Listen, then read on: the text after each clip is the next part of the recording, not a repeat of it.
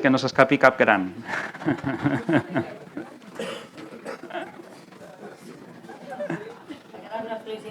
Sí, esperarem, tornaran alguns pares. Això espero. Muy bien, buenos días, Iglesia. Un placer y una alegría volver a abrir la palabra juntos. Y hoy, como se ha dicho, conmemoramos, ¿verdad? Gracias, José Manuel. Conmemoramos Domingo de Resurrección. En un sentido, esto es lo que celebramos cada domingo, cada día del Señor que nos reunimos, ¿verdad? Que el Señor Jesús murió por nosotros y resucitó. Pero hoy, si más no, pues aprovechando estas fechas en nuestro calendario, queremos poner un énfasis especial en este tema.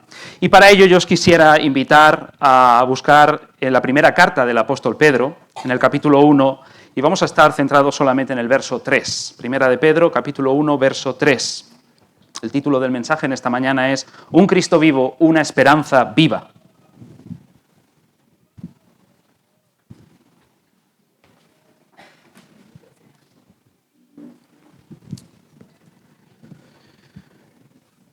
Y dice así el texto.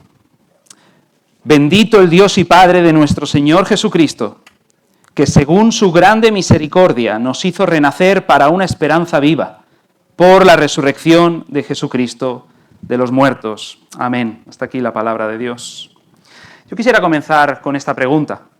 En medio de un mundo tan complicado, de tantas situaciones difíciles que debes estar enfrentando o que sin duda enfrentarás, ¿qué es lo que te hace levantarte cada mañana? Es trágica la cifra de suicidios en nuestro país. Realmente son alarmantes, ¿no? Escuchando algunas entrevistas de personas que en algún momento de sus vidas se han planteado, han barajado esta posibilidad, varias de ellas coinciden que un freno para haber dado ese paso definitivo en sus vidas era plantearse esperar un día más.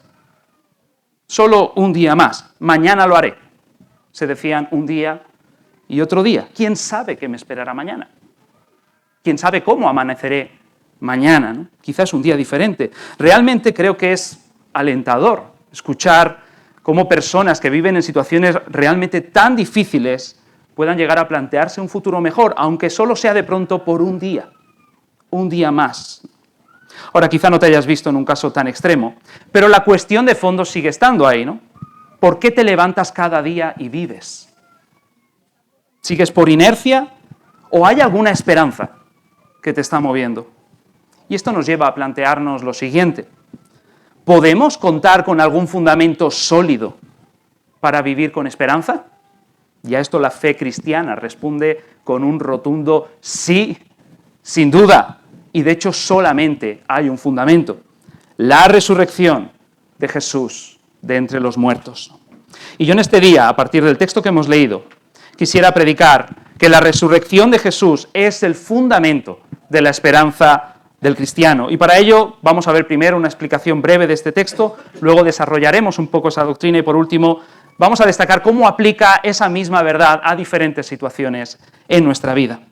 Si comenzamos viendo una breve explicación en el contexto de toda esta carta. El apóstol Pedro está escribiendo a cristianos que están dispersos por el imperio, concretamente en la zona de Asia Menor, y están sufriendo especialmente la persecución por su fe y necesitan ánimo espiritual para perseverar en la fe, también para el testimonio en medio de su entorno. Y para eso él les quiere animar presentándoles la salvación tan grande que tienen en el Señor Jesús.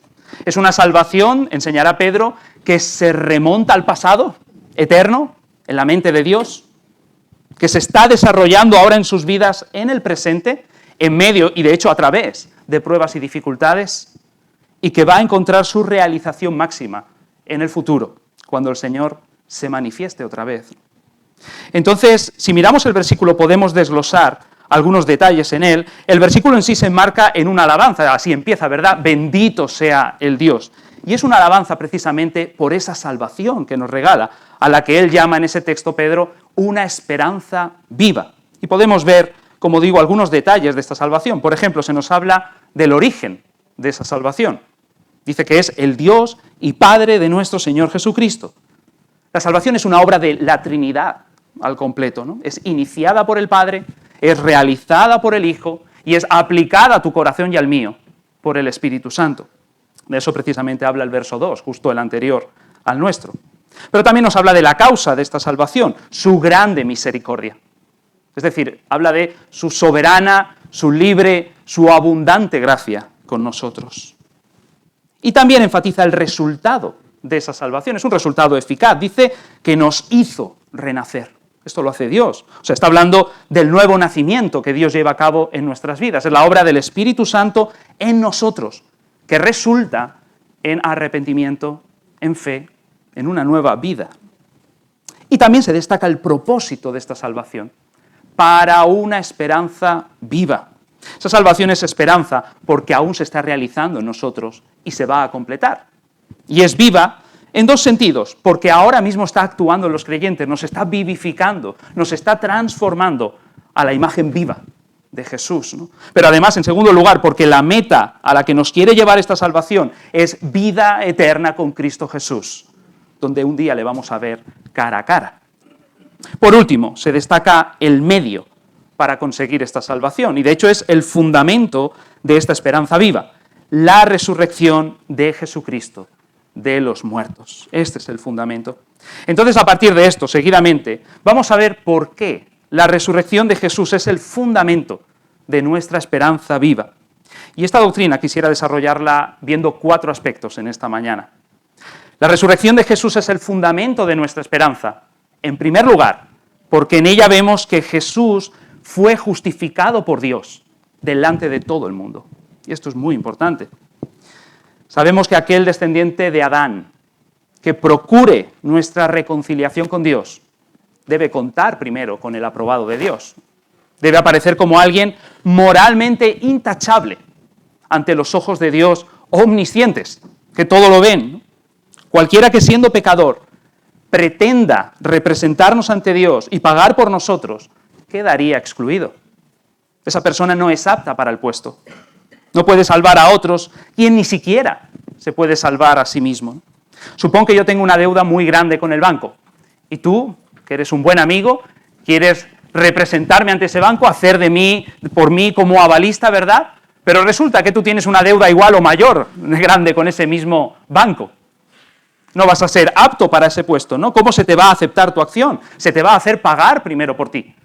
Y después ya veremos, ¿no? Si va a haber un pagador sustituto, debe ser solvente él mismo y no tener ninguna deuda contraída con la justicia de Dios. De ser considerado Jesús un pecador, su muerte solamente hubiera servido para pagar sus pecados y los de nadie más, ¿no? Por eso, como dice en el Nuevo Testamento el autor de la carta a los Hebreos, tal sumo sacerdote nos convenía, santo, inocente, sin mancha.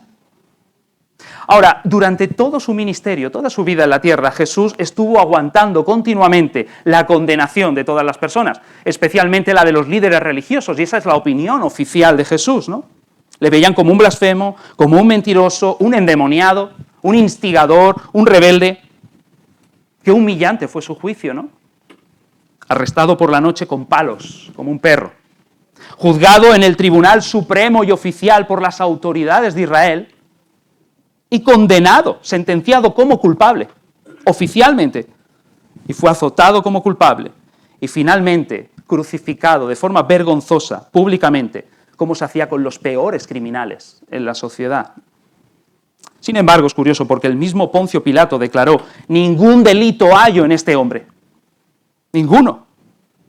En una ocasión Jesús mismo retaría a los judíos que le querían matar y les preguntó: ¿quién de vosotros me redarguye de pecado? ¿Te imaginas tú haciendo esa pregunta en público?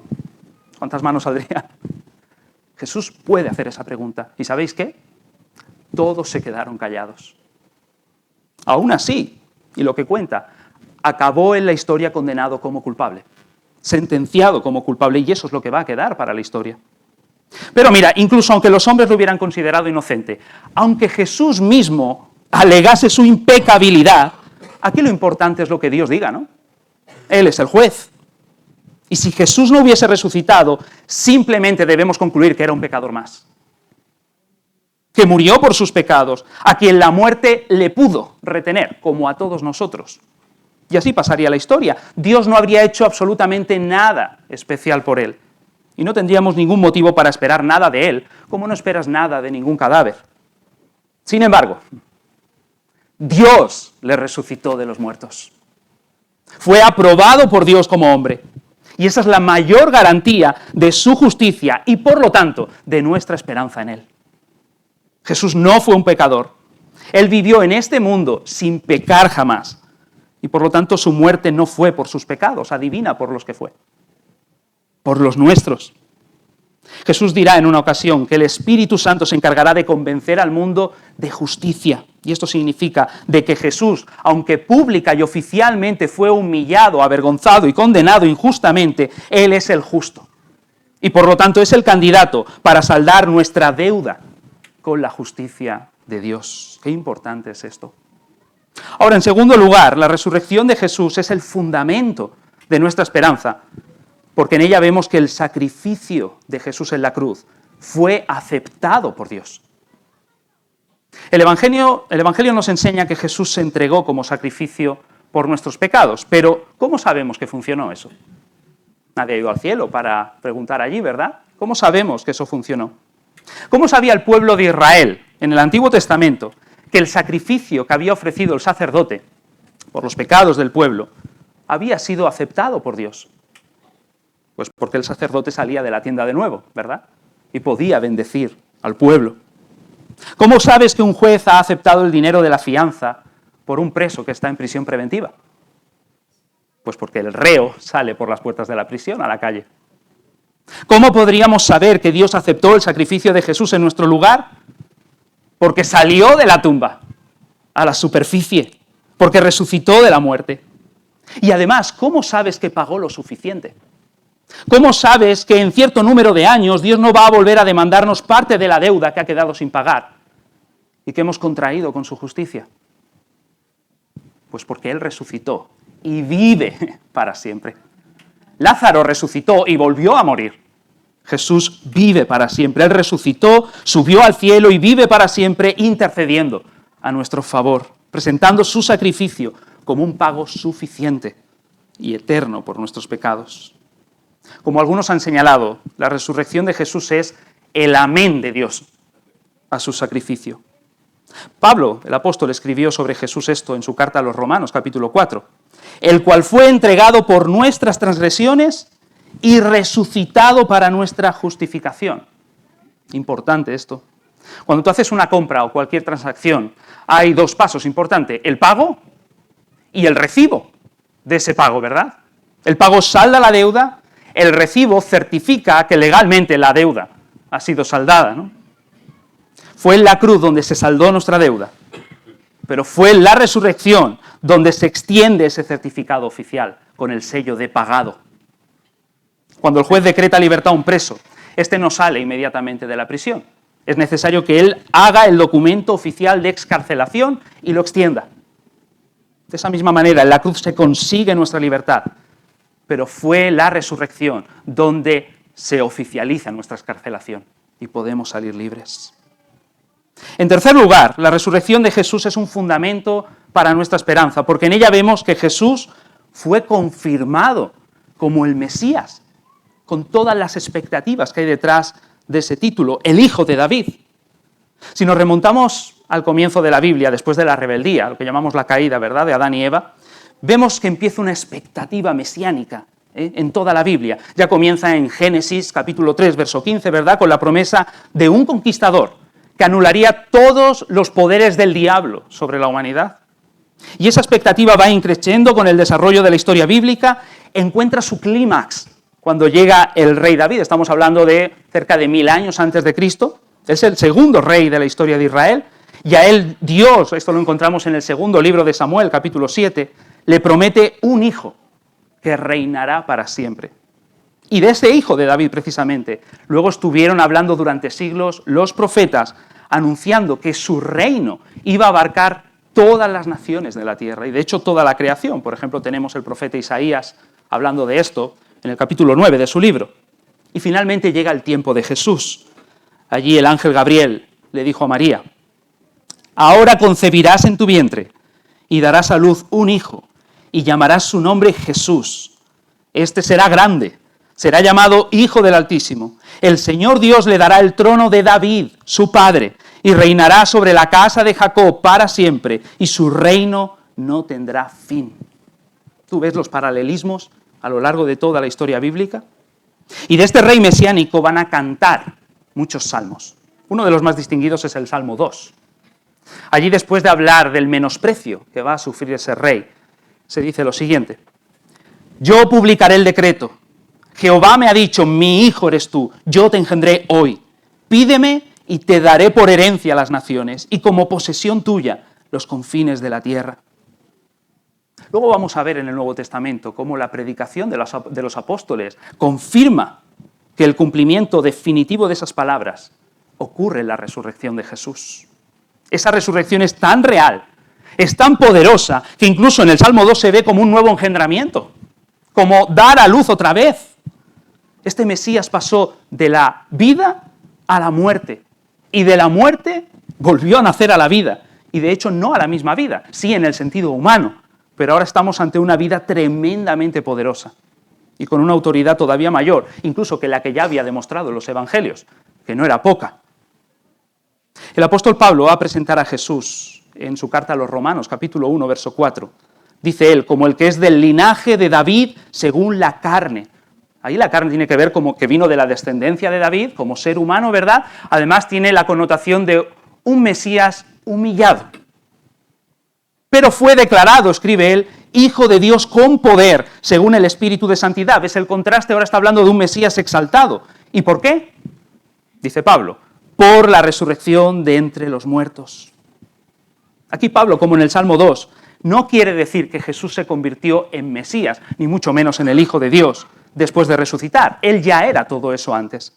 Sin embargo, lo que encontramos en la resurrección es lo que diríamos un momento confirmatorio.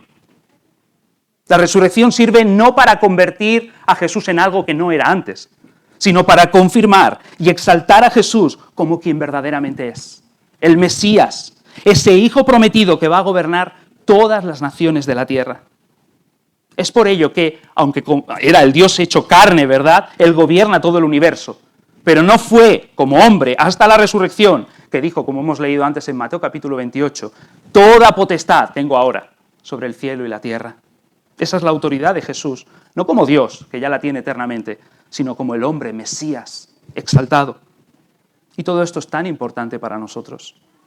Eso significa que de esa manera Jesús, como ese Hijo de David, está reinando hasta que todos sus enemigos sean puestos por estrado de sus pies. Toda la creación esté visiblemente sujeta a Él. Es una autoridad que no busca oprimir a nadie, como lo que hacen aquellos, ¿verdad?, que hoy día buscan tener autoridad y dominio, sino que busca restaurar todas las esferas de la vida, empezando por nuestra alma, también nuestro cuerpo, la política, la cultura, el arte, la ciencia, absolutamente todo. El que fuese en el siglo pasado primer ministro en Holanda, los Países Bajos, también teólogo protestante reformado, Abraham Kuyper, él dijo: no hay ni un centímetro cuadrado en todo el dominio de nuestra existencia humana sobre el cual Cristo no pueda reclamar mío. Qué esperanzador es eso cuando miramos nuestra vida, cuando miras el mundo tal y como está. La resurrección de Jesús confirma que está ocurriendo, que lo vamos a ver culminarse ese plan.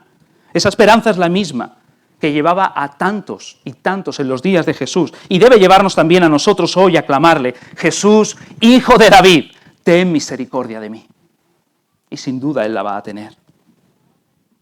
Y déjame ver un último motivo por el cual la resurrección de Jesús es el fundamento de nuestra esperanza, y es que en ella Jesús actuó por el creyente, y el creyente con Él. Esto también es tan importante que podamos entenderlo. Mira, el Evangelio no solamente nos enseña lo que Jesús ha hecho por nosotros, sino que también nos enseña lo que nosotros, los que hemos creído, hemos hecho en Jesús.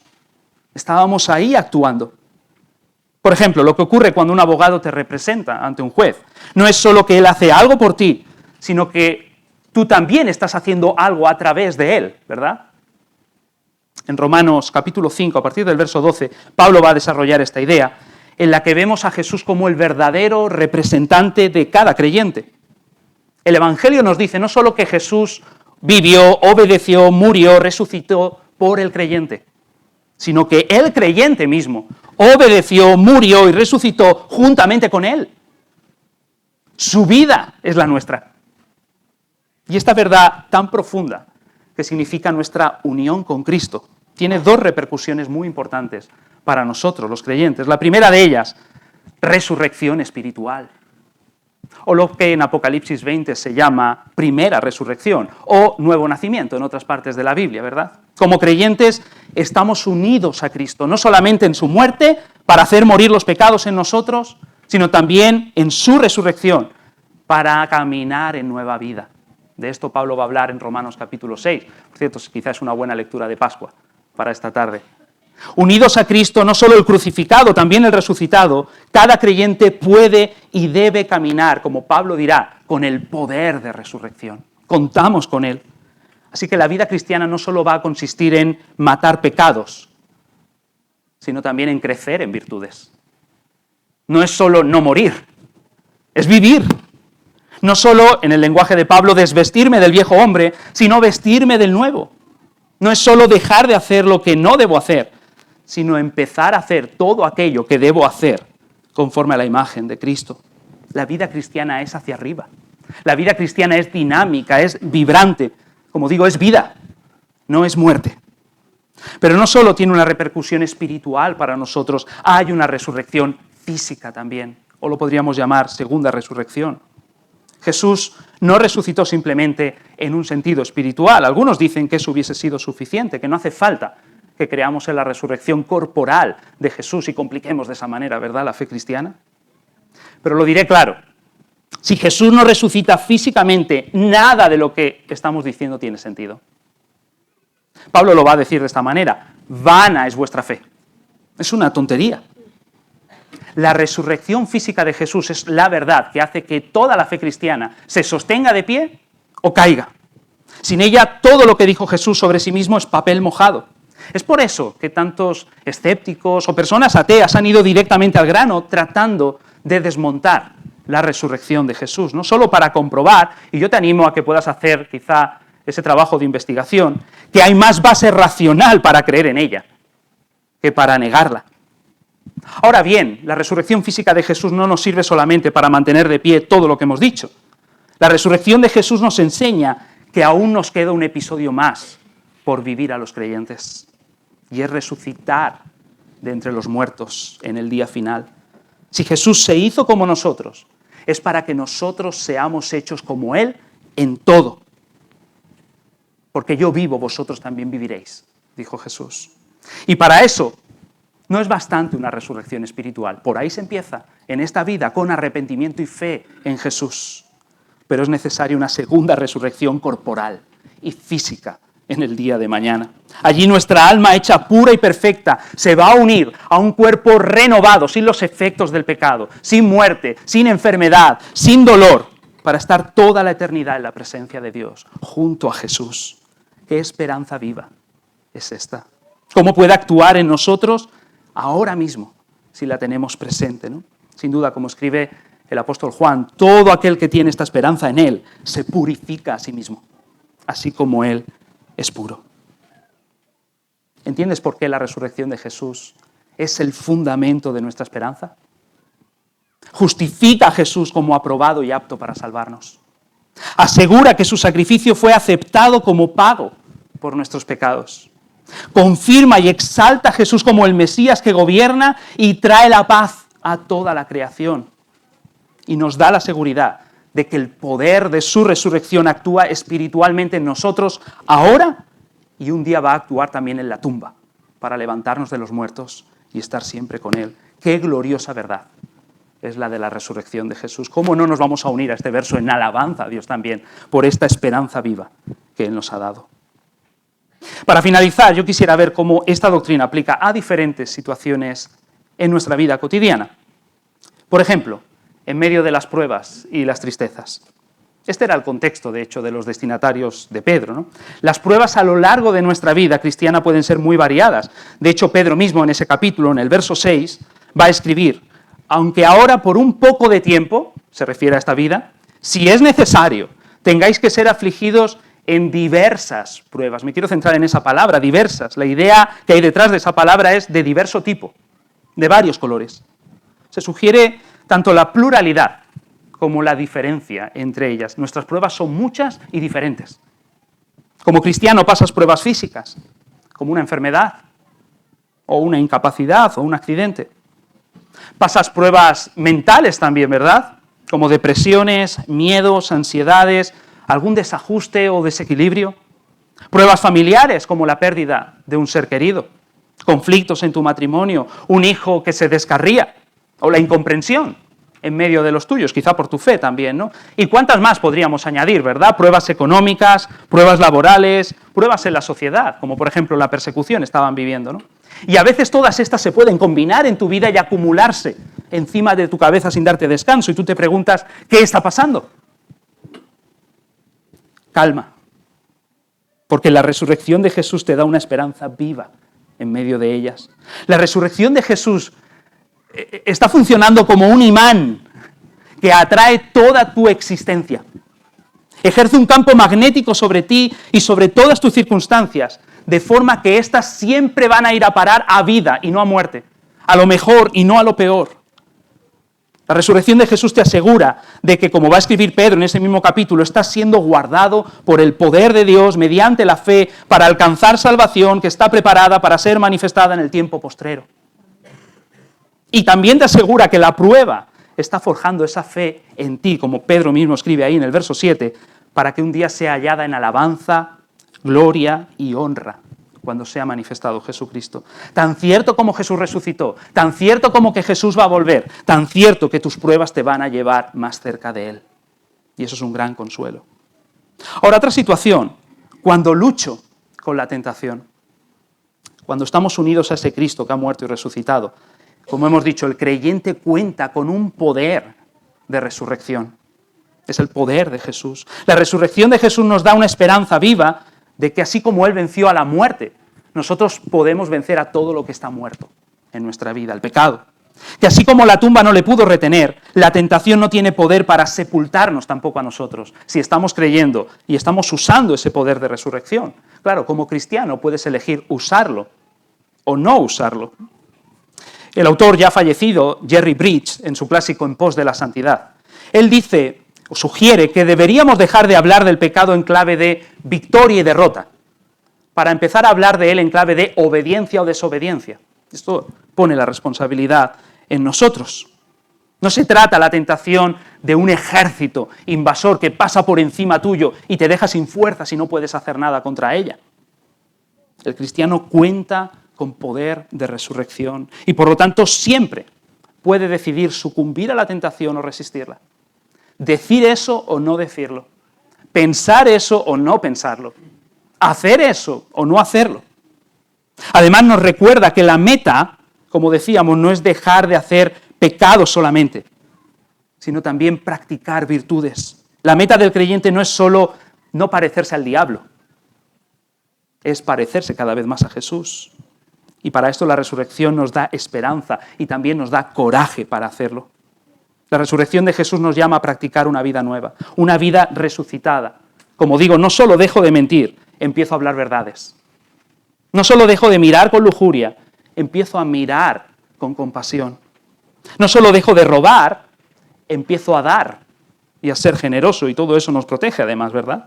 Y esta es la prueba, de hecho, más grande de que he creído en el resucitado, ¿no?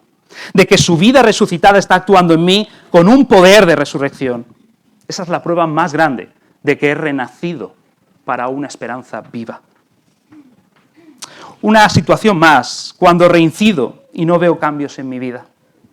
Todos pienso que de alguna manera vemos o vivimos esta realidad, ¿verdad? El mismo apóstol Pablo se ve desquiciado consigo mismo cuando él escribe en el capítulo 7 de su carta a los Romanos, porque lo que hago no lo entiendo. Pues no hago lo que quiero, que es obedecer a Dios, sino que lo que aborrezco, eso hago. Y él acaba gritando aquello de miserable de mí, ¿quién me librará de este cuerpo de muerte? Pero sin embargo añade esta nota final, gracias doy a Dios por Jesucristo, Señor nuestro. Y así acaba el capítulo 7 en Romanos. Pero si sigues leyendo a la luz del siguiente capítulo, puedes entender que Él no da gracias por Jesucristo solo porque pagó por sus pecados en la cruz, sino además porque resucitó y ahora vive en Él por su Espíritu. Él lo va a llamar el Espíritu de vida en Cristo. Y eso le da una esperanza viva. Eso significa que no debemos tirar la toalla, ni por nosotros, ni por ningún otro hermano. Porque como Pablo mismo va a escribir ahí en Romanos 8, verso 11, si el Espíritu de aquel que levantó de los muertos a Jesús mora en vosotros, el que levantó de los muertos a Cristo Jesús vivificará también vuestros cuerpos mortales, por su Espíritu que mora en vosotros. Esto se refiere a que vamos a ser progresivamente transformados, santificados hasta la resurrección final. Mirar, considerar la resurrección de Jesús nos va a dar esperanza, aun cuando no estás viendo cambios inmediatos en tu vida. Espera la resurrección de Jesús. Otra situación podríamos hablar cuando enfrentamos el miedo a la muerte, ¿no?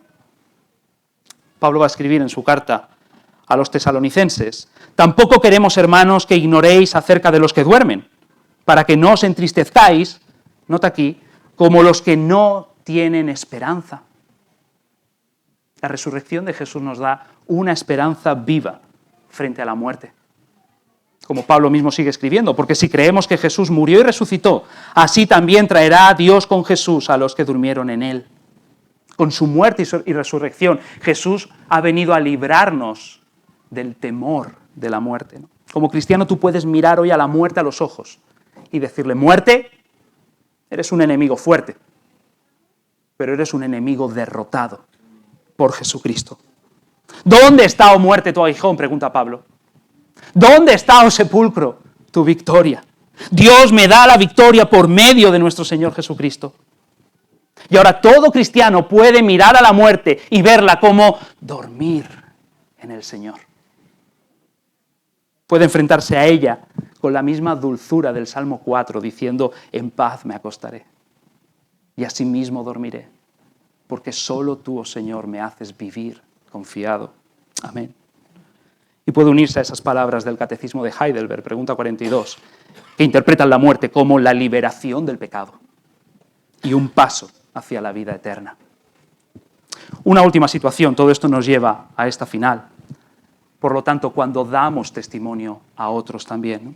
Pedro mismo va a escribir en esa carta, en el capítulo 3, estad siempre preparados para presentar defensa con mansedumbre y reverencia ante todo el que os demande razón de la esperanza que hay en vosotros. De nuevo, aquí nuestra salvación se le llama esperanza, y ya lo ha dicho él. ¿Cuál es la causa de nuestra esperanza? La resurrección de Jesús de los muertos.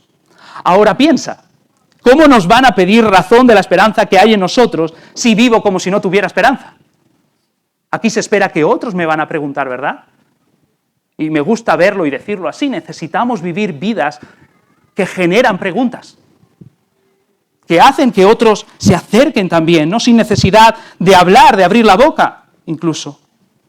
Parafraseando lo que dijo Jesús, ¿no? Lo que está en el corazón siempre se acaba exteriorizando. La resurrección de Jesús es material inflamable para nuestro corazón, ¿no? Llénalo de ese material cada día y no va a ser posible refrenar la esperanza que provoca en ti.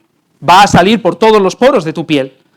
Esa esperanza se va a exteriorizar y va a generar preguntas a tu alrededor. Oye, ¿por qué estás enfrentando eso de esa manera? No lo entiendo. Y tú vas a poder responderle: porque tengo una esperanza viva. Jesús resucitó de los muertos. Y eso quiere decir que me ha reconciliado con Dios, que tengo paz con Él, que ahora vive, me cuida y va a volver a buscarme. Todo está bien. Y es precisamente porque Él vive que también tenemos esperanza de que puede intervenir ahora en el corazón de esa persona, ¿verdad? Y transformarlo como un día hizo con nosotros. Y es precisamente porque Él vive que Él puede también cumplir la promesa que hemos escuchado antes en la lectura de Mateo 28. He aquí, yo estoy con vosotros todos los días hasta el fin del mundo. Concluyo diciendo, en una ocasión me preguntó una conocida: ¿por qué es importante que Jesús resucitase de los muertos? Mi respuesta en ese momento, me pilló un poco desprevenido, fue muy simple. Pero ella reconoció que nunca había caído en eso. Simplemente le dije: es importante que Jesús resucitase porque significa que está vivo. Es obvio, ¿no? Ella, claro, quizá estaba entendiendo la resurrección como un episodio literario, algo que ocurre dentro de un libro. Pero Jesús no es un personaje literario, que resucitó literariamente en un libro. Jesús resucitó en la historia. Él está vivo hoy y el libro simplemente nos lo explica y nos llama a la fe. Jesús vive y solamente este es el fundamento para levantarnos cada mañana y para poder enfrentar cualquier situación en la vida con una esperanza viva en Él, si hemos creído. Amén. Vamos a orar.